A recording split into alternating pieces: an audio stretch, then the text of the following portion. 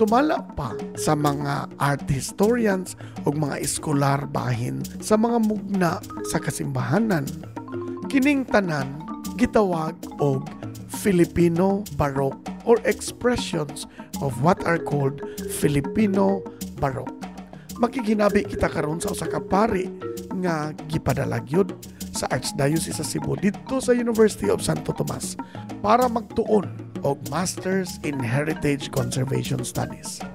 Si Father Brian Brigoli, ang parochial vicar sa Cebu Metropolitan Cathedral. Ang Filipino Baroque mao gihapon ang common characteristic from the European Baroque nga flamboyant kayo unya massive kayong intensity nila. One of the characteristics diay sa Baroque na siya mga pillars, no? Either Ionic, either Corinthian, but they will make use of pillars yun. Once you see pachada or retablo nga naagi pillars nga dagko, sometimes double pillars, Baroque yun na siya. And ang pinaka-characteristic yun sa Filipino Baroque is the incorporation of local motifs. Oo. Sama pananglita na ay mga dahon-dahon, banana leaves, no?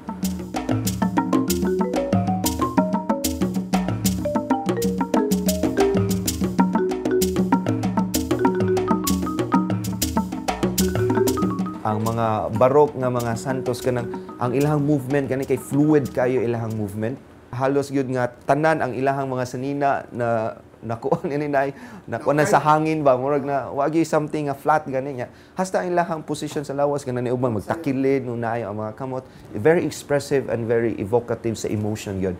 They only represent persons ba nga ang atong mind will be aided because art will direct our mind for the search of truth, for the search of God, nga mao na siya aid nato for our prayer no sa atong encounter niya diha sa atong inadlaw-adlaw nga kinabuhi.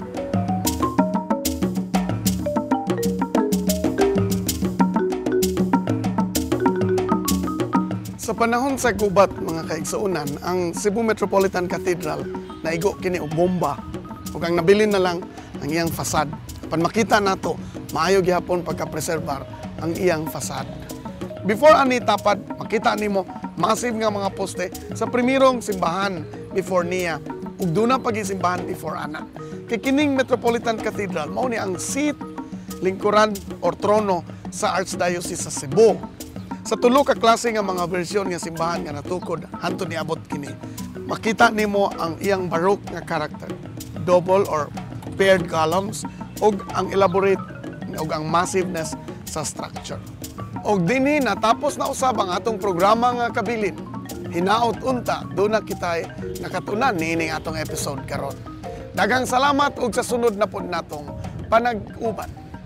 Ipadayon ang pagtipig sa atong kabilin.